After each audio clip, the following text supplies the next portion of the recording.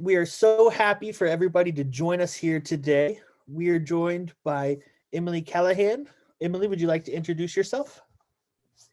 Yeah, good morning, Justyn. Good morning, everyone. My name is Emily Callaghan, and I am the IDNR training coordinator for New York State. It's good to be with all of you today. And so today's presentation is entitled Difficult Scenarios, Eligibility and Safety. We will be looking at several different scenarios covering eligibility and safety issues to see how you can prepare and you can respond while out in the field. Before we begin, one thing I would like to say is that we encourage everybody over the next couple of days to log in to the Whova app on their phone or on the Whova website to participate in the community. There's going to be discussion questions up there, opportunities to meet other migrant education program staff from all over the country. We have people attending from so many different states, and it's a great opportunity to meet others doing similar work that you're doing. There's going to be questions, discussions, plenty of opportunities to meet people. And so we encourage everybody to get on the app and explore and hopefully, make those connections, build those bridges to people all over the country. So today we will review identification and recruitment scenarios dealing with eligibility and recruiter safety. Each scenario is based on real life experiences encountered by IDNR staff while recruiting. We will learn from how they handled each situation and see what tips can be offered to help us when we encounter similar situations in the future. While an answer is provided for each scenario, there will be moments for discussion. And so one thing that Emily and I would like to point out before we begin is that, a lot of situations related, to recruiting and determining eligibility can sometimes change between states to states. And so as we move forward, this is IDRC's and our interpretation of eligibility guidelines. But if you notice something that might be a little bit different than what your state's doing, feel free to reach out to your supervisors, or you can reach out to us if you ever have any questions after the presentation to discuss it, just to make sure that you are following your own state's guidelines. So moving forward, during each scenario, we're going to be looking at the different steps to determine eligibility to make sure that in each scenario related to eligibility, the students and family meet all of the requirements. The 4 requirements related to eligibility that we are going to be looking at is number 1, whether there was a migratory agricultural worker. Number 2, whether the children were of proper age to be eligible for the migrant education program. So that means that the children were of age to receive a free public education. Number 3, whether they had completed school. So looking at whether or not the children involved had completed high school, gotten their GED, or completed some other high school equivalency program. And number 4, checking to make sure that the children did in fact make a qualifying move with, to join, to proceed, or as a migratory agricultural worker. As we move forward, I mentioned there will be points of discussion. And so we are going to be using Poll Everywhere to help us, make this presentation a little bit more interactive. For those of you all that might not have used Poll Everywhere before, it's a great tool that allows you all to participate, to respond, and to provide your own answers. So to participate from your phone, you can go to pollev.com, that's POLLEV.com, and then /JUSTYN SETTLE 625. Oops. I'm going to try sending that link in the chat for everybody. So you can just click on that link, share that link to your phone, or you can text JUSTYN SETTLE 625 to 22333, and you can participate over the phone. For each prompt, you will see either a multiple choice question or an open-ended question that you can answer. On the multiple choice questions, you can select your answer on your phone, and you can see on the screen how many people selected the same answer as you. For open-ended questions, when you type in your answer will appear on screen for everybody to see. So we encourage everybody to go and participate and answer the questions as they appear. All right, Emily, we ready for the first scenario? We're ready. All right.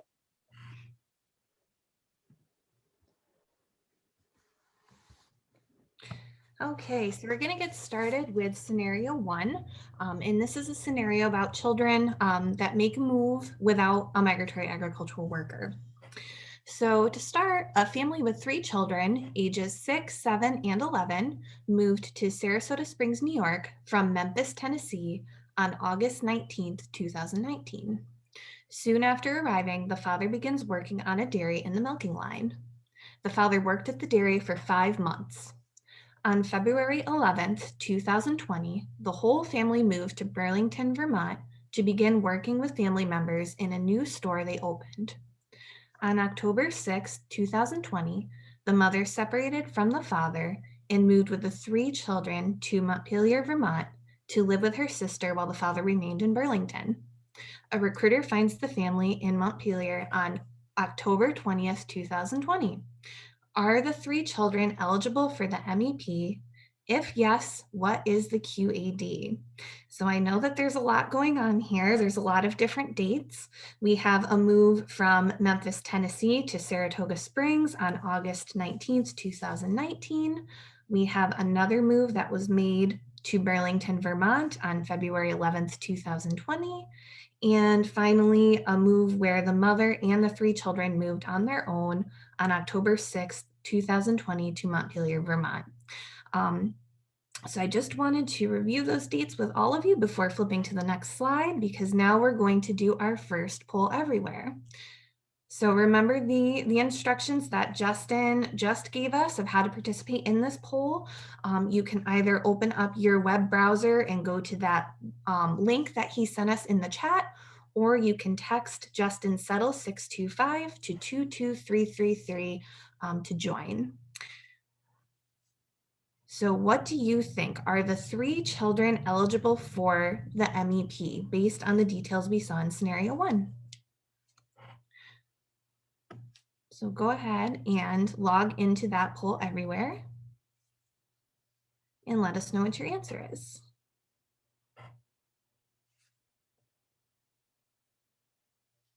And if you do have problems logging in to poll everywhere, we see some people answering in chat, and feel free to participate that way as well. Looks like we have a lot of people working, and poll everywhere is doing fine. But if you are having issues, feel free to answer in chat.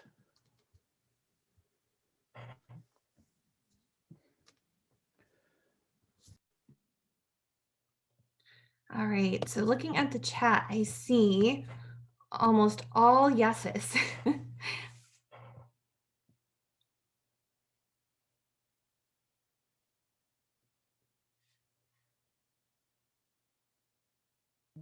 All right. We also look like the poll everywhere is showing 96% saying yes. Awesome. Now, Justyn, I am not seeing the poll everywhere update on my end on the screen, but I'm glad that you're seeing it on your end. Oh, okay. Well, that is good to know. I thought everybody could see it. Let's see. Yes, and so okay. So I apologize if everybody is not able to see it.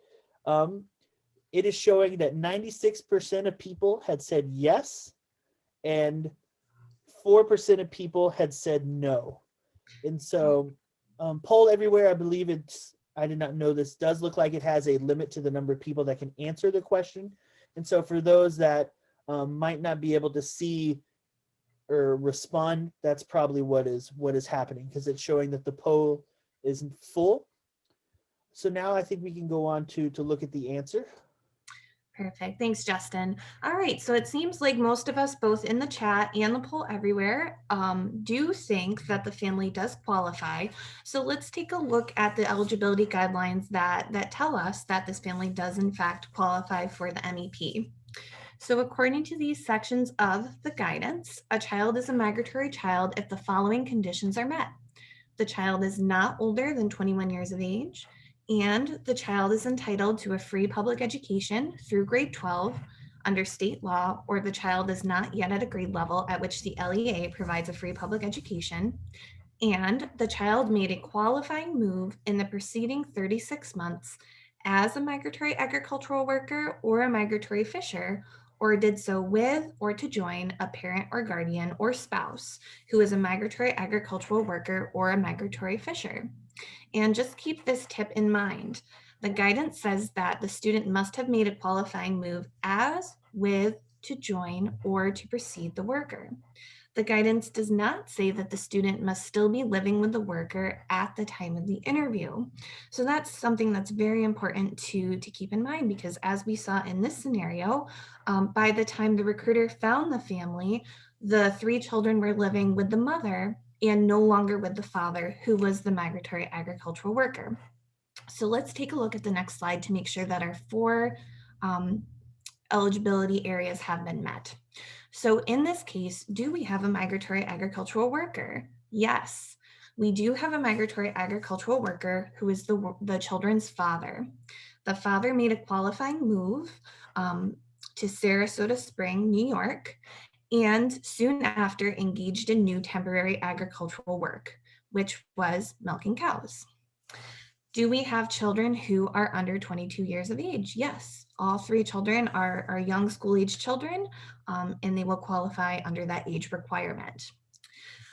Are the children eligible to receive a free public education? Yes, I would assume, unless that these are genius children who've graduated from high school at 8 years old, we're going to assume that they are still in school and eligible for a free public education.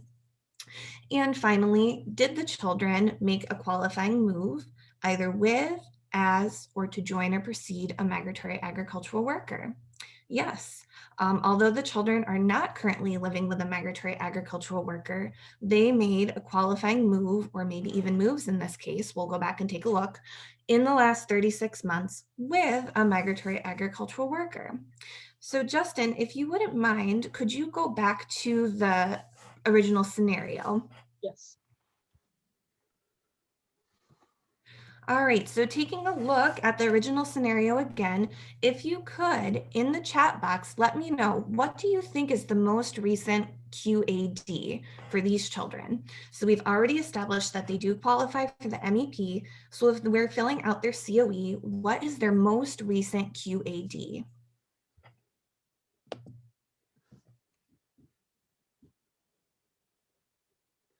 All right, so I'm seeing a mix of dates. I'm seeing a couple August 19th, 2019s. I'm seeing a couple October 6th, 2020s. But I think the date that I'm seeing most of all is February 11th, 2020. So it's really interesting that all 3 of these dates are being thrown out there, because all 3 of these dates are going to be important when you complete the COE. So the most recent qualifying arrival date, as the majority of people, it looks like in the chat, are indicating, is going to be February 11th, 2020. Okay, so for those of you that said that the qualifying arrival date was August 19th, 2019, you are also correct. In this scenario, the children made 2 different qualifying moves. Okay, they originally moved with the migratory agricultural worker on August 19th, 2019, when he made a qualifying move and engaged in qualifying temporary work soon after. But then if we're looking for the most recent qualifying arrival date, we want to take a look at that February 11th, 2020 date. Now, some of you may say, you know, how come we can use February 11th? Because after that move, nobody in the family engaged in farm work. The family moved in order to work in a store in Burlington, Vermont. Well, remember the guidelines that we just took a look at.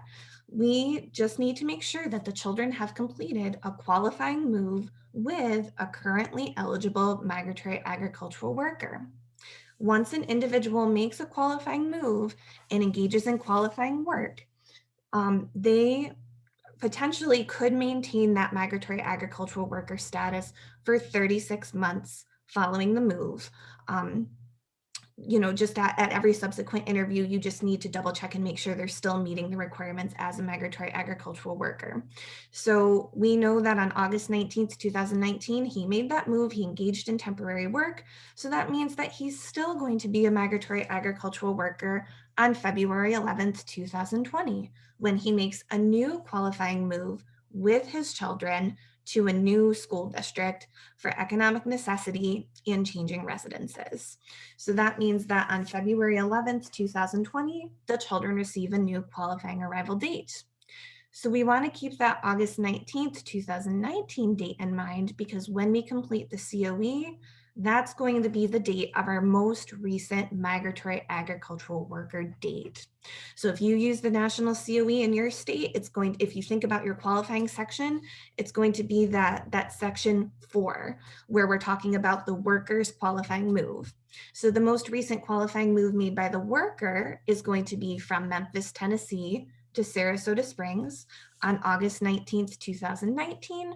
But when we talk about our most recent qualifying move made by the children with a migratory agricultural worker, we're going to use a QAD of February 11th, 2020. Now, a few of you mentioned that you thought that October 6th, 2020 might be the most recent qualifying arrival date, but there's an issue there. So what are we missing? We know that the children made a move across school district boundaries.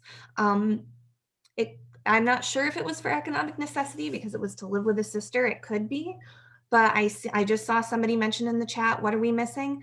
They did not make the move with that migratory agricultural worker. So October 6, 2020 is going to be what? Our residency date, the date that the children entered the most current school district. Our qualifying arrival date will be February 11th, 2020, and our most recent migratory agricultural worker date will be August 19th, 2019. So for those of you who threw out all 3 of those dates there in the chat, it is very important to keep all 3 in mind because we need all 3 to complete this COE. But Justyn, if you want to flip to the last slide for me again, as you will see, again, our most recent qualifying arrival date is February 11th, 2020, and that's going to be the most recent date from which the children's eligibility for the MEP will begin. And we also recommend adding a comment to explain why the child does not currently live with a migratory agricultural worker. A COE with an updated residency date with older qualifying arrival date and migratory agricultural worker moves might look a little bit strange to the person who reviews the COEs in your state. So you might want to make a little bit of a comment explaining that this most recent move was made without the migratory agricultural worker. Awesome. All right. Now moving on to the next scenario. So as we move forward, one thing I will say, I was unaware that Poll Everywhere has a limit of 25 people being able to respond at a time.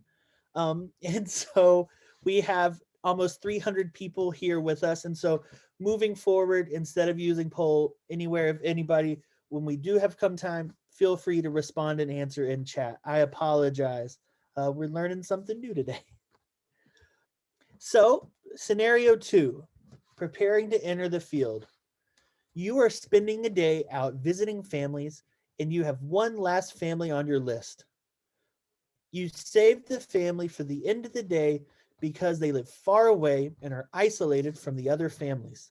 It has been a rough day. Several of the families are not doing well, and you really just want to visit the family and get home to rest. You leave the city as fast as possible to try and finish the visit as quickly as you can. However, as you drive through the mountain roads, it begins to snow really hard. To make matters worse, you hear a beeping noise from your car. You look down and see that you are running dangerously low on gas. You look around but can't find a gas station, and when you got out your phone, you have no signal to access the GPS. What would you have done differently to prepare yourself better for going out into the field? Again, we'd love to hear your responses. in the chat box. I think this is a scenario that many of us working with the Migrant Education program when we're getting out into the field can relate to. A lot of us as recruiters, we want to help as many people as possible. And I've seen a lot of recruiters, jump in head first in order to try to help families. But sometimes in doing so, we forget to prepare. And so how would you respond, or what would you do differently in order to help yourself prepare for going out in the field? We see one response saying that they would have started with the farthest family first. Another said they would reschedule their visit. We have several people saying, always make sure your gas tank is full. Others saying leave earlier, map out the location prior to the visit, and check the weather. All really great advice.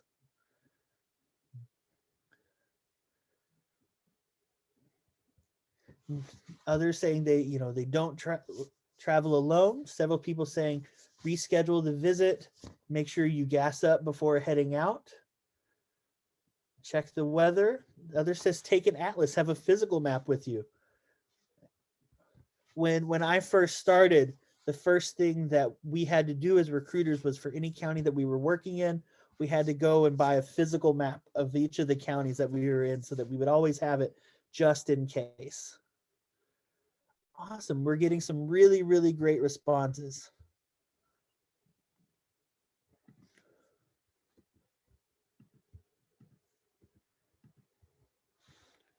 All right.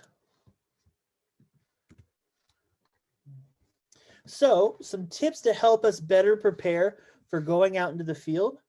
As many people have said, I think making sure you always have gas is a fantastic advice. I think a lot of times us as recruiters, we get so excited to get out into the field, so excited to be meeting new families, visiting families, that we can forget some of the basics, just as looking at the gas tank. But one of the first things that you can do is if you have a work calendar or you Google Calendar that you can share with a colleague, you're going to want to always make sure that you list on your calendar where you are going to be. Just as general basic safety, let others know where you're going to be. So that can be listing it on the calendar, letting your supervisor know. It's all about that planning ahead. We see several people mentioning planning ahead schedules, and it's planning ahead, letting others know just in case if anything does happen, they will know where to find you. Before heading out in the field, look at the locations that you want to visit, create your work plan so that you know exactly what you would like to accomplish, and map out your route. You can use Google Maps if you feel comfortable with it, but there's several other mapping sources out there such as Waze, Batch Geo. We see some people saying, always share your location with the person you trust. Exactly. And so map out your route ahead of time so you know exactly where it is that you're going to be going. When you map out your route ahead of time, you can decide which places you would like to go to first. Somebody mentioned they're going out to visiting the farthest location first. And when you map out your journey, you can see exactly where places are so you can make those sort of decisions. As many mentioned, always check the weather before going out into the field. I know a lot of recruiters are really excited to get out there, but you should never put your own personal safety at risk in order to try to get a couple more COEs. And it's always crucial to check the weather first before getting out there because you don't want to get stuck or trapped in a snowstorm. We've heard of recruiters before getting out there, not realizing it's going to snow, and then having, very serious emergencies because they can't go back to their homes. And so you want to make sure if you do see any inclement weather, whether that's snowstorm, flooding, potential severe storms, that you let your supervisor know and maybe go out and discuss going out on a different date. If you know you are traveling far or heading somewhere new that you don't know, always look up where gas stations are so that you know where you can stop and get gas if you need to. And then always have an emergency kit with you in your car just in case. As an emergency kit that include flashlight and an extra phone charger. You always want to make sure you have your phone charged up, ready to go. Nowadays, they sell even I've got in my car a little USB flashlight that includes a phone charger in it. And so you can charge the flashlight up, and then if need be, you can plug your phone through the USB cable into the flashlight so it can charge up. And so there's many different ways that you can make sure that you always have a phone charger with you. Then as well, have jumper cables, a blanket just in case, water bottles and healthy snacks, umbrella and raincoat. And then we see other people have mentioning a couple of other personal safety items. You know, it's always good to also have pepper spray with you. We see somebody mentioning to make sure that your tires are in good condition. You know, that's a fantastic, you always want to make sure that your vehicle is in top shape and going regular maintenance. Doing oil checks, you know, getting those checkups on your car to make sure that, yes, you know, the car is ready and in its best condition possible to make it safe and healthy for you out there in the field. We also see one person mentioned to trust your gut. Sometimes the GPS will try to take you the fastest route, but that can lead into some serious trouble. I think, you know, one of the advice I always give to new recruiters starting out is to always trust your instincts. Recruiters are going to know their areas where they're working best. They're going to be able to tell when something's wrong or something's not right. And so it's always best to trust your gut. Don't ever put your own personal safety at risk just to try to get a couple more COEs. You can always get the COEs later when it might be a little bit more safe. We do have one question that was posed in the chat that says, as recruiters, do you all purchase safety items with MEP funds? And that's a question that depends from state to state. Several states do offer recruiters the ability to purchase and then be refunded for those items with MEP funds. But again, it all depends on your state's policies. And so if that is a question that you have, you know, if you feel like you do need some of these items, you know, feel free to reach out to your supervisor, ask them if that would be something that you would be able to do.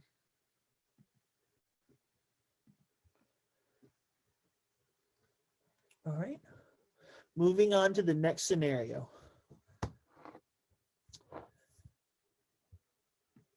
You are out working, visiting a local tobacco farm.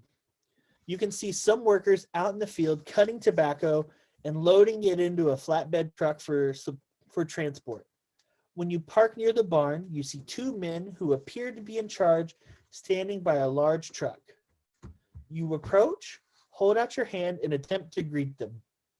Before you can get close, they yell at you to stop right where you are standing. Do you have any ID on you? The one farmer asks, glaring back. When you can't produce a business card, the farmer gets even more hostile. You better get back in your truck and get off my property if you know what's best for you. One of the farmers snarls before he points back at you. I think many of us have encountered situations out in the field where people can be aggravated, where people can be angry, and it's important for all recruiters to know how to help de-escalate situations. So what would you do in this situation in order to de-escalate or to even prepare yourself ahead of time to know how to best handle a situation like this?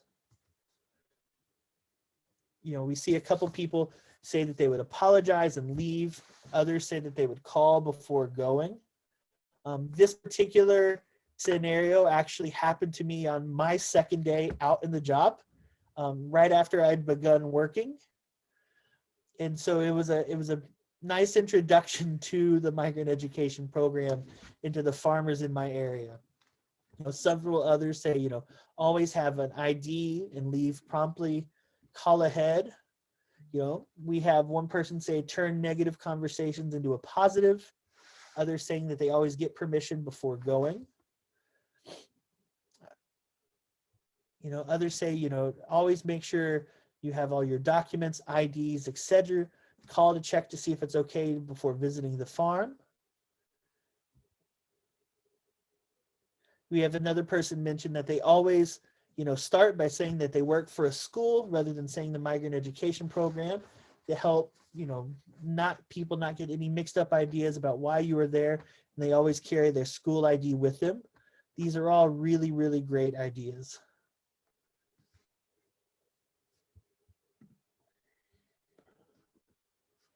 All right.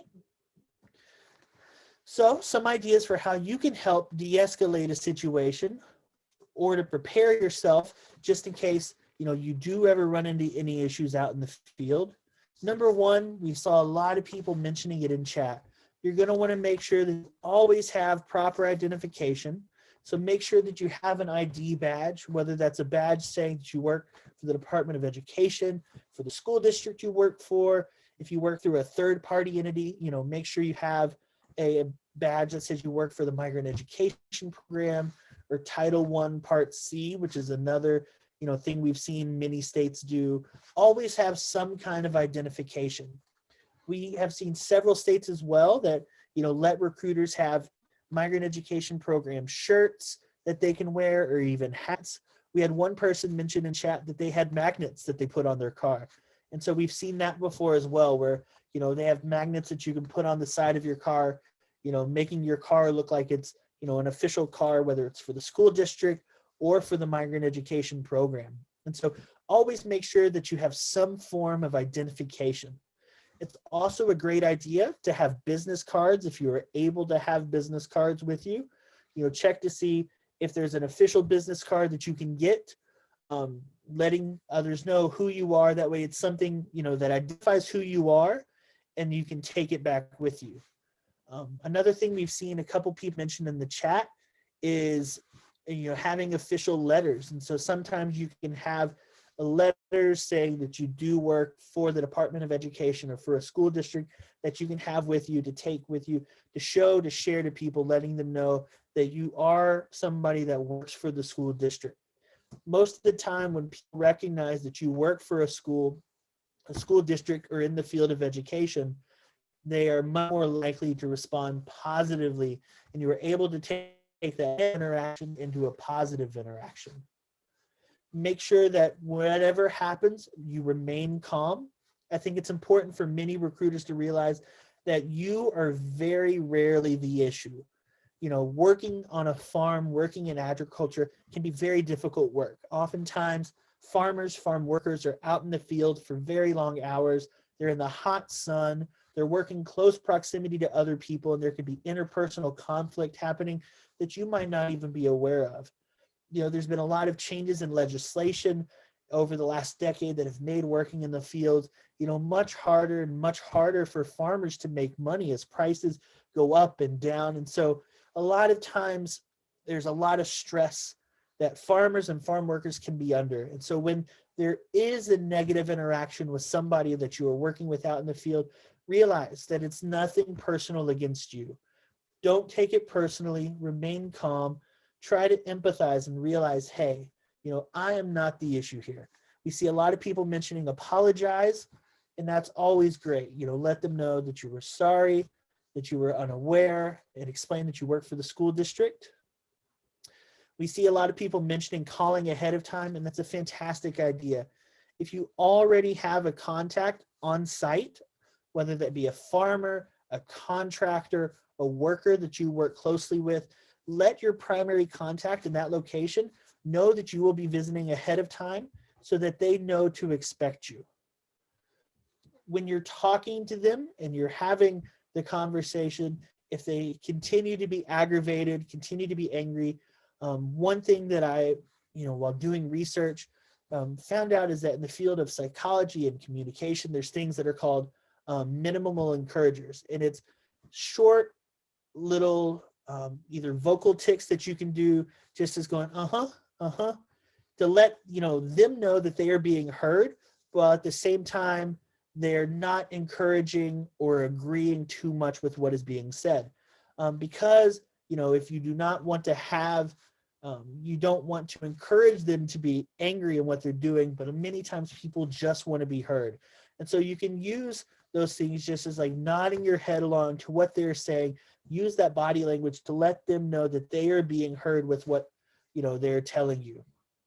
And at any point, if you do feel a conversation start to turn negative, you feel free to change the topic. A lot of times you can turn those negatives into a positive by asking, how things are going, asking personal questions. I always try to ask farmers about how the farm is doing, how the season is going for them. If you know some information about what it's been like for other farmers, you can ask the farmer if they've been in a similar situation.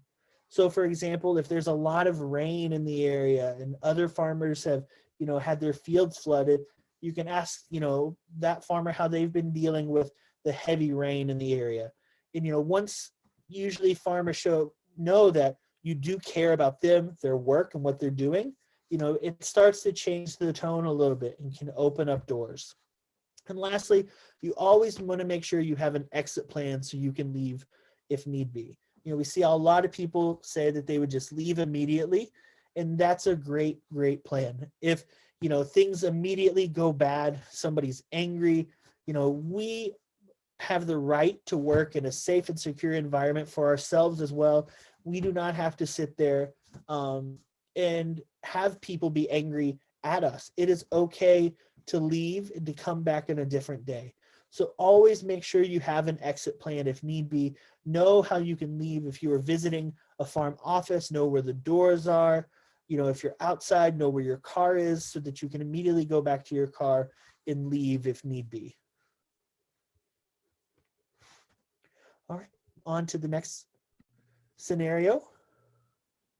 Thanks, Justyn. Actually, just a quick thing to add to this previous scenario. I'm not sure if many of you are seeing this in your individual states, but in New York State, we're actually having a little bit of a more difficult time than usual accessing farm property because of COVID.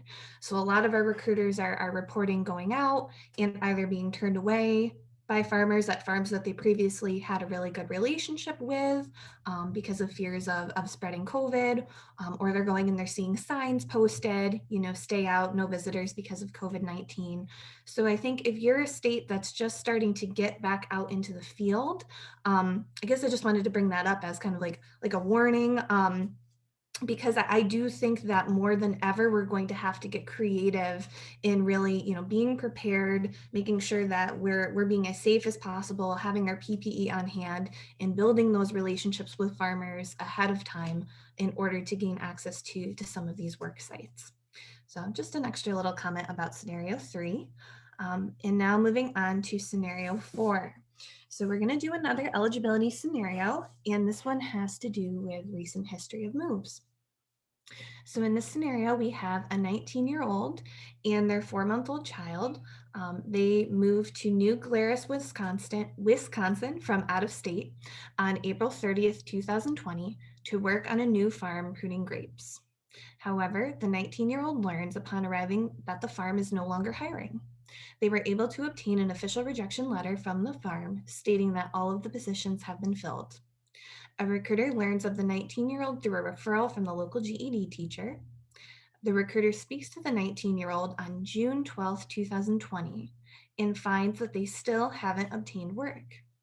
The 19-year-old tells the recruiter that although they moved alone this year, they previously moved regularly with their parents. The 19-year-old had previously moved with their parents to pick blueberries in Colorado on July 15th, 2017 and June 20th, 2018. Does the 19-year-old and their daughter qualify for the Migrant Education program? So just keep in mind for this scenario that we're pretending that today is June 12th, 2020. Okay, because if we're thinking that it's today, April 2021, it might change our answer. But we're gonna put ourselves in that recruiter's shoes on June 12th, 2020. What do we think? Do we think that this 19-year-old and their 4-month-old child qualify? Maybe only one of them qualifies, maybe neither one qualifies. What do you think? Go ahead and put your answers in the chat. So I'm seeing lots of yeses. Yes, both do. Yes, both.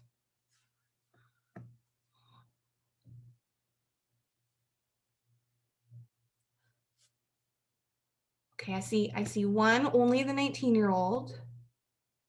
A couple, only the 19-year-old, but for the most part, I'm seeing yes. I'm seeing lots of yeses. All right, and just keep in mind, because I'm seeing a couple who are pointing out a really good point, but just keep in mind that we're pretending that today is June 12th, 2020. Okay, so if today is June 12th, 2020, do these two children qualify? All right, I'm seeing mostly yeses. Couple no's, a couple just the 19-year-old qualifies, but the overwhelming majority of you seem to think that both would qualify. So let's take a look at why. Justyn, can we move to the next slide? And the next one. Thank you. All right, so taking a look at the guidance, what is the definition of a migratory agricultural worker? So a migratory agricultural worker is a person who, in the preceding 36 months, made a qualifying move and, after doing so, engaged in new temporary or seasonal employment or personal subsistence in agriculture, which may be dairy work or the initial processing of raw agricultural products. Section 1309(2) provides that an individual who did not engage in such new employment soon after a qualifying move may still be considered a migratory agricultural worker if he or she meets both of the following criteria. 1, the individual actively sought such new employment, and 2, the individual has a recent history of moves for temporary or seasonal agricultural employment. So taking a look at this scenario, we know that the 19-year-old was unable to engage in new agricultural work soon after the move. So we're not going to be able to use 4A in the qualifying section for that move that they made. However, we do see that we have another option and to qualify this individual as a migratory agricultural worker if he or she meets both of the following criteria. So firstly, the individual actively sought such new employment. Did the 19-year-old actively seek qualifying work? Well, we know that this individual moved with the intent to engage in work pruning grapes. They made this move on April 30th, 2020. She attempted to obtain work pruning grapes and was unable to because all of the positions at the farm were filled, received an official letter from the farm stating this. So we know that this first condition has been met. Yes, this individual did make a move in the past 36 months and soon after the move actively sought qualifying work and was just unable to obtain it for reasons outside of her control. Now, how about recent history? The individual has a recent history of moves for temporary or seasonal agricultural employment. So could somebody tell me in the chat what the definition of recent history is? How many moves does it have to be? And within what time frame? So how many moves does the individual have to make? I see 2 moves, correct? And within how long from the date of the interview? Okay, and then the last 36 months. So I saw a couple answers that were within the last 2 years. You actually have a wider time frame. It's within the past 36 months from the date of the interview. So that's why it was really important to keep in mind that we have to imagine that today is that June 2020 date. So we know that within the past 36 months, this 19-year-old, they didn't make a move on their own as a migratory agricultural worker, but they moved with their parents who did agricultural work. And the 2 dates that they moved were July 15th, 2017 and June 20th, 2018. Both of these dates were within 36 months of the date of the interview. However, do we have an issue here because it wasn't actually the 19-year-old themselves who engaged in the qualifying work? They made the move with their parents, who were the ones who did this work. So let's take a look at the guidance. Would an individual actively seeking qualifying work for the first time be able to use a recent history of moves to qualify for the program if those moves were made with or to join a parent, guardian, or spouse who is the migratory agricultural worker? And the answer, luckily for us in this scenario, is yes. If those prior moves of a parent, guardian, or spouse resulted in qualifying work. In this case, the department believes the individual has made those moves for temporary or seasonal agricultural or fishing employment. Great. So even though this 19-year-old is actively seeking work for the first time in April of 2020, they do have 2 recent history moves made with their parents during the past 36 months. So it looks like we do have a migratory agricultural worker that can be qualified under 4B, that they actively sought new qualifying work and have a recent history. Let's see if the rest of our eligibility requirements have been met. So we already established that, yes, we have a migratory agricultural worker. Now the age, we know that the parent is 19 years old, the child is 4 months old, both under the age of 22, we're good to go. For school, the parent and child are still eligible to receive a free public education. We received this referral from a GED program, so we're going to assume that the 19-year-old parent has not completed high school and they are still eligible for a free public education. And did the child or children complete a qualifying move with, as, or to join or precede the migratory agricultural worker? Yes. So the 19-year-old made a qualifying move as the migratory agricultural worker, and their child made a qualifying move with the migratory agricultural worker. So for both of them, we have that qualifying move factor met. Here's another question that you can answer in the chat.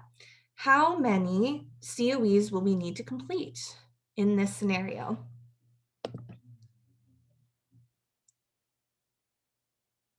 2, very good. Unanimously 2. So we want to make sure we're not putting the parent and the child on the same COE because they have different eligibility information, right? One is moving with the migratory agricultural worker, the other is moving as the migratory agricultural worker. They're going to have different parent information. So we're going to want to complete 2 separate COEs, one for the 19-year-old parent who is an out-of-school youth, and one for their child. And the children are eligible for the MAP under 4B. All right, so now let's take a look at the next scenario, which is a subsequent move for the same family. So we're talking about the same 19-year-old worker and their child, okay? So after struggling for 6 months to find a job, the same 19-year-old student from scenario 4 moved from New Glarus, Wisconsin to Kenosha, Wisconsin, so they could work with a friend in a new restaurant. So if they made this original move back in April of 2020, we're going to say that now it's about October of 2020, okay? So approximately October 30th, 2020, the 19-year-old and their child moved from New Glarus, Wisconsin to Kenosha, Wisconsin to work in a restaurant. The 19-year-old continues to work on their GED and began working in the restaurant immediately after arriving. A recruiter speaks to the family on January 20th, 2021. Are the 19-year-old and their daughter eligible for a new COE? So what do we think? So now it's no longer June 2020. Now we're imagining it's January 20th, 2021. We have this currently eligible 19-year-old and their child make a move from New Glarus to Kenosha, Wisconsin. What can we do? Are we able to complete a new COE? All right, I'm seeing a lot of yeses, some no's.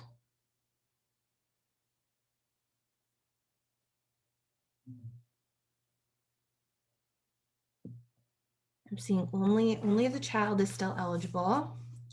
I'm seeing a big mix of answers.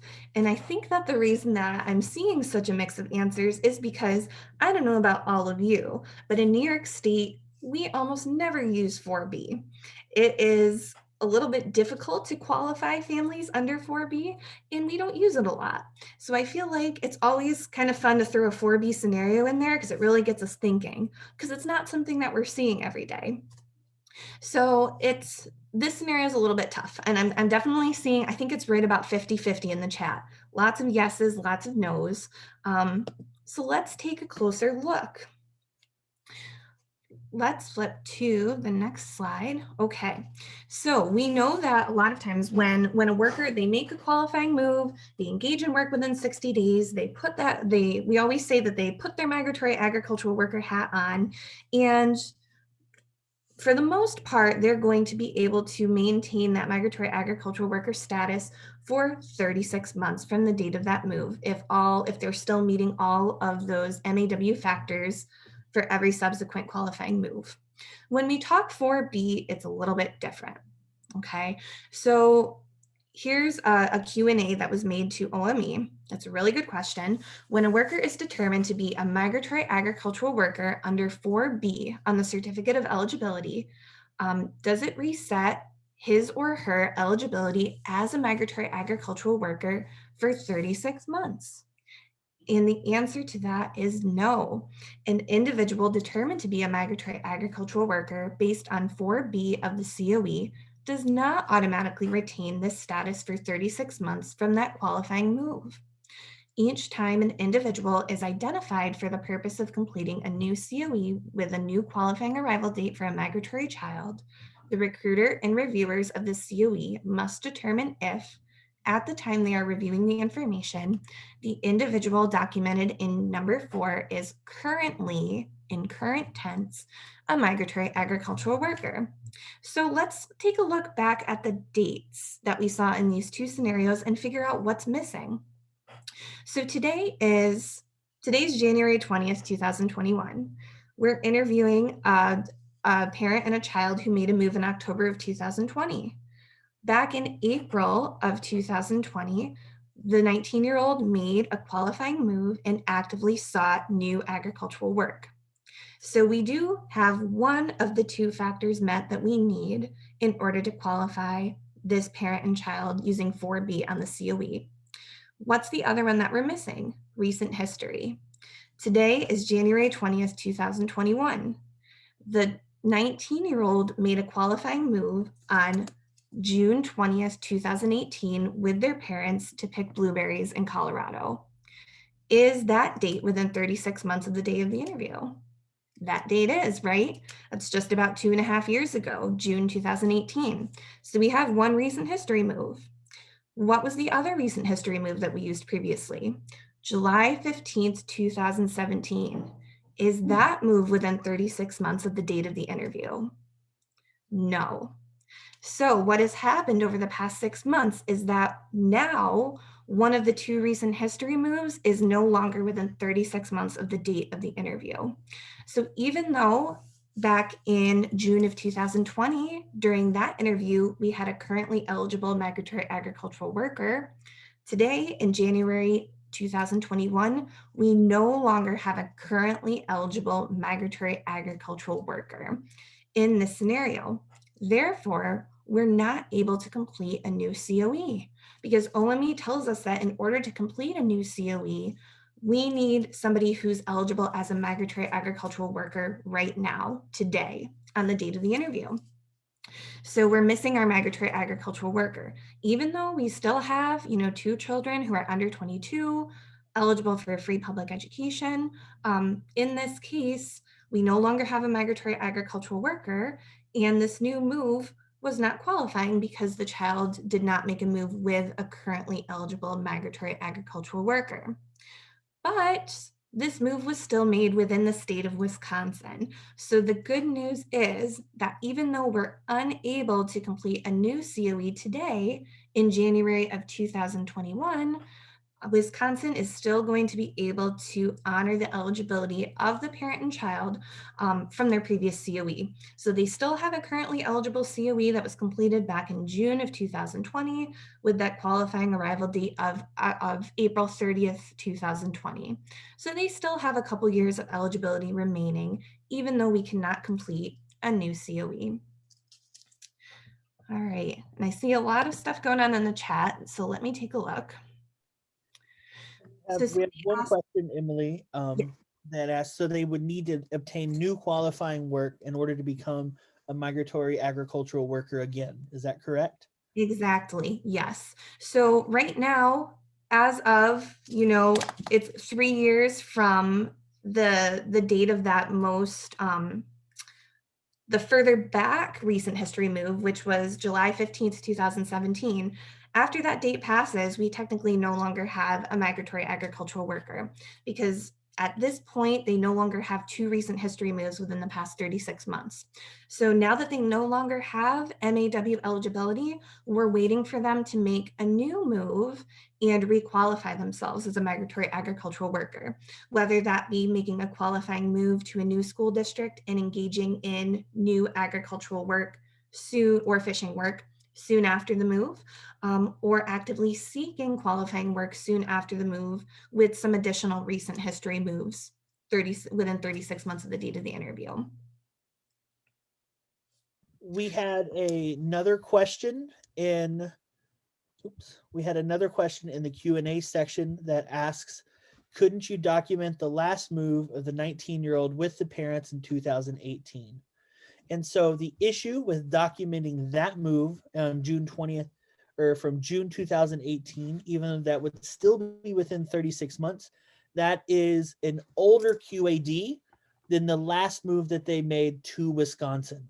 And so that would actually provide them with less eligibility than if you were to just continue with their eligibility based on their move to New Glarus, Wisconsin. And so while that is something that you can do, you would be giving them less eligibility than if you just continue on with the move to Wisconsin being the most recent qualifying move. Remember, when we're talking about QADs and qualifying moves, that we are looking for the most recent move that makes them eligible for services. And so you always want to look to try to find what's the most recent move that you can make. I also would like to point out that your state may have specific instructions and protocols for changes of addresses like we saw in this scenario. And so if you have questions about how you should handle this scenario in your own state, feel free to reach out to your supervisor. You can reach out to us and we can try to work to get an answer, work with you to find an answer for how to handle it, particularly in your state. Some states have change of address forms that they can use. Other states just update the information internally. And so if you have any questions about how to do that, feel free to reach out and ask. Emily, we also had another question about, can you explain a little bit more about the fact that they remain in the same state so they get to continue services? Sure. So remember, the first part of the scenario 4, we were able to complete 2 COEs for these students, one for the 19-year-old and one for their child. This COE would have had a QAD of April 30th, 2020. So the day that both children made the qualifying move, on the most recent qualifying move, which would have been April 30th, 2020. So we were able to complete 2 COEs for these children. They made a subsequent move to a new school district within Wisconsin. At that point, we no longer had a migratory agricultural worker, so we could not complete a new COE, but both of these children still have a current COE within the state of Wisconsin, the one that was completed with a QAD of 4/30/2020 in New Glarus, Wisconsin. So both of these individuals are still technically eligible, for 36 months from the date of that QAD or until they age out. So you're just like Justyn said, your state might have an individual policy of how they would handle this situation. Maybe you would just use the original COE in the new school district. In New York State, we actually have a form that we can fill out that updates the address for the student, but it's not technically a new COE, so that we have a form that can be used in the new school district for that student, even when a new COE cannot be completed. Okay, hope that answers your question. All right, I believe we have 15 more minutes. So I believe we have time for one more scenario. We did see a couple questions in the chat. The recording of this presentation and the PowerPoint presentation will be available to download for everybody after the presentation. So if you have any questions, you can download it, look through it, work through it yourselves. And we will also share our contact information so you can reach out to us if you have any other questions. So in this scenario, a worker moves to Asheville, North Carolina on August 2nd, 2020 from Orlando, Florida to work on an organic turkey farm. The worker moved with their 2 school-age twins and enrolled them in the local elementary school. The worker was very excited about the job that because they have been out of work for several months. The worker tells the recruiter that they hope to work on the farm for many years to come. The recruiter keeps asking the worker, but they insist that they have no plans to leave. However, the owner of the turkey farm insisted otherwise. The owner of the turkey farm told the recruiter that the worker has been hired for only 3 months to help with the busy season before Thanksgiving. Are the children eligible for MEP?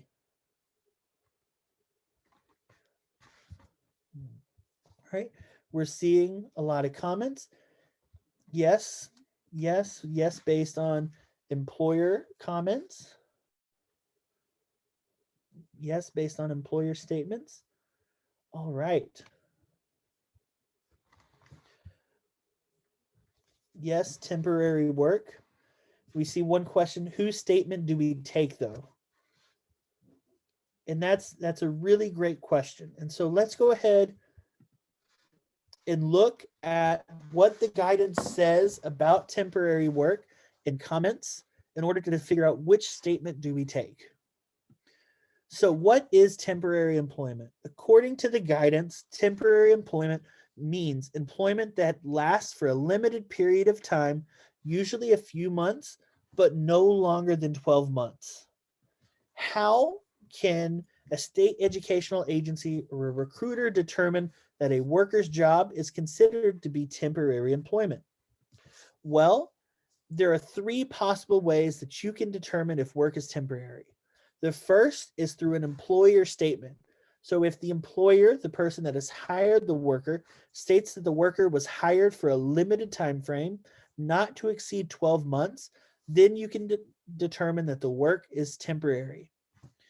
You can determine the work is temporary based on the worker's statement, meaning that if the worker themselves states that they do not intend to remain in that employment indefinitely, meaning that if they intend to work there for less than 12 months, or meaning that if they already performed the work for less than 12 months and left the job, then you can determine that the work was temporary.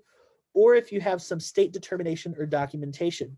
Some states, I know Vermont has done studies of dairy farms in their state to determine, exactly which dairy farms usually hire temporary employees. And so sometimes you may have state documentation stating that work at certain places can be determined to be temporary. And so all 3 of these are just different ways that recruiters can use to determine if the work is temporary. But notice that as we're looking at this, it says that you only have to have one statement.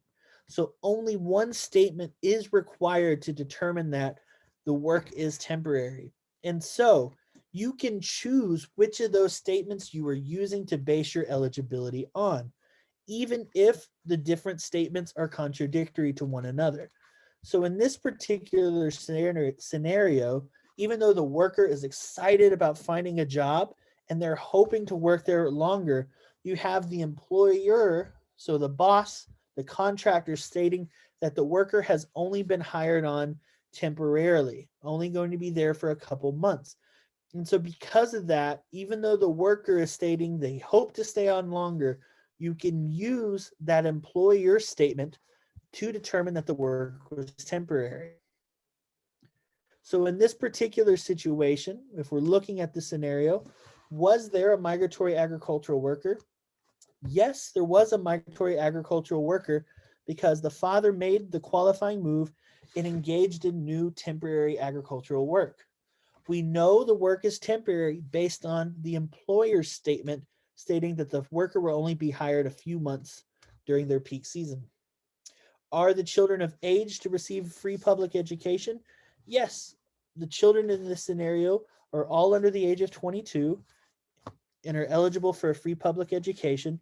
Have they completed or have they not yet completed school? Yes, all the children are still of age to be enrolled in school, have not completed high school or a high school equivalency degree. And did they make a qualifying move? Again, since we have that migratory agricultural worker, based on the employer statement, yes, the children did make a qualifying move with a migratory agricultural worker. So in this scenario, yes, the children are eligible for the migrant education program because the employer confirmed the qualifying work to be temporary.